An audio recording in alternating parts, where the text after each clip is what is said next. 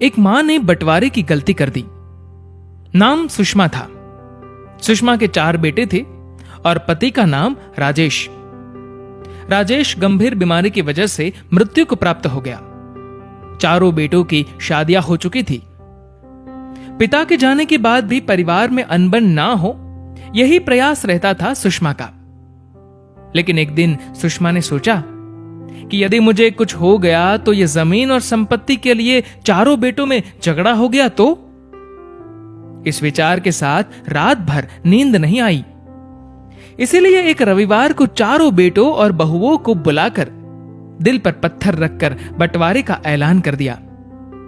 चारों बेटों को कुछ समझ नहीं आ रहा था क्या कहना है, लेकिन फिर चारों मान गए ये सोचकर कि भविष्य में इस विषय पर परिवार में अनबन हो सकती है। बंटवारे के 1 महीने तक तो सब ठीक था, लेकिन फिर धीरे धीरे सभी का प्रेम सुषमा के प्रति कम होता जा रहा था। बंटवारे के बाद सबने बड़ी बड़ी सोसाइटी में अलग अलग घर ले लिए और अलग अलग ही रहने लगे। एक परिवार के 4 परिवार हो गए। सुषमा यही तो नहीं चाहती थी, इसीलिए तो बंटवारा किया था कि परिवार एक रहे। लेकिन यहां तो सब कुछ उल्टा हो गया। इतना ही नहीं, अब तो ऐसा वक्त आ गया कि बहुएं भी बात बात पर अपनी सास सुषमा को ताना मार देती थी। हद पार तो तब हुई जब एक बेटे ने कह दिया कि मां, कितने दिन और हमारे साथ रहोगी? कुछ दिन दूसरे भाइयों के साथ भी तो रह लो। अर्थात बोझ बन चुकी थी। अब सुषमा अकेली पड़ गई थी।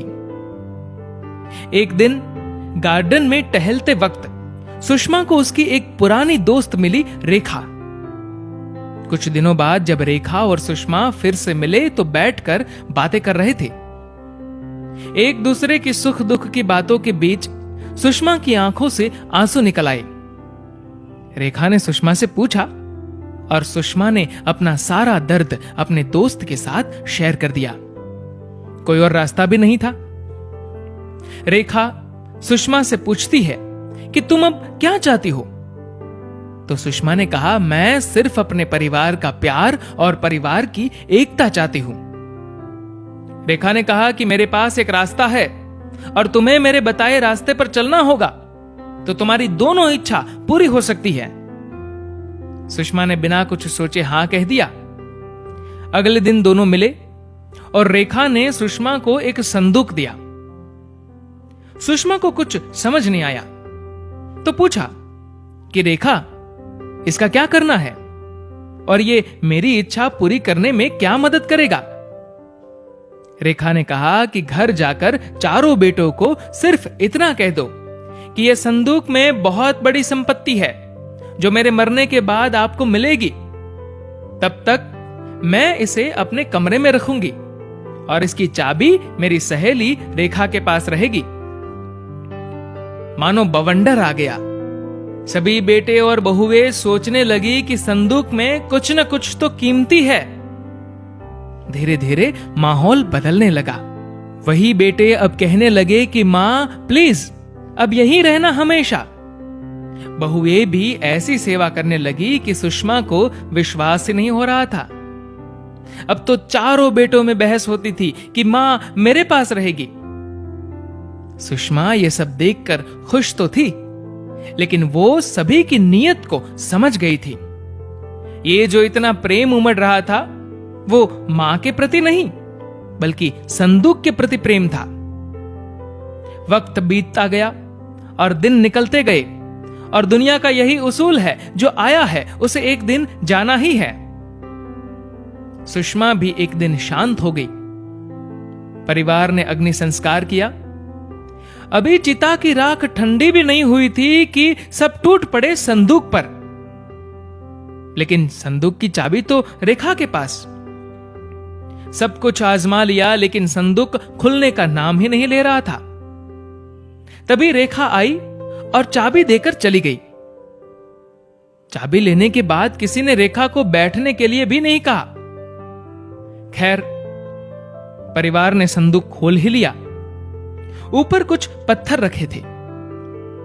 पत्थर के नीचे एक कागज था।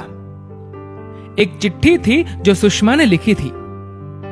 बड़े अफसोस की बात है कि पैसों के इर्द गिर्द घूमता है तुम्हारा सारा जीवन, और उससे भी बड़े अफसोस की बात है कि मुझे तुम्हारा प्यार पाने के लिए यह गंदा खेल खेलना पड़ा।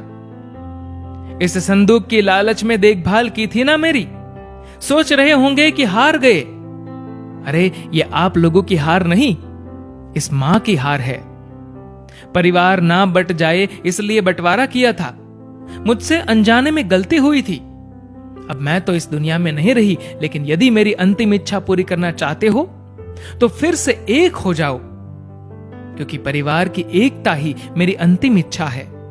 सभी की आंखों में आंसू, सभी ने चिट्ठी को सर पर लगाकर मां से माफी मांगी। आखिरकार सुषमा की इच्छा पूरी हुई, परिवार फिर से एक हुआ। सच ही कहा था सुषमा ने कि इस संदूक में बहुत बड़ी संपत्ति है, वो है परिवार की एकता। दोस्तों, इस वीडियो को लेकर आपकी क्या राय है, नीचे कमेंट करके हमें जरूर बताएगा। और अगर आपको ये वीडियो अच्छा लगा हो तो इस वीडियो को लाइक करेगा और शेयर करेगा। और दोस्तों, ऐसे ही इंस्पिरेशनल वीडियोस के लिए हमारे फेसबुक पेज को फॉलो करिए और हमारे यूट्यूब चैनल को सब्सक्राइब करना मत भूलिएगा। धन्यवाद।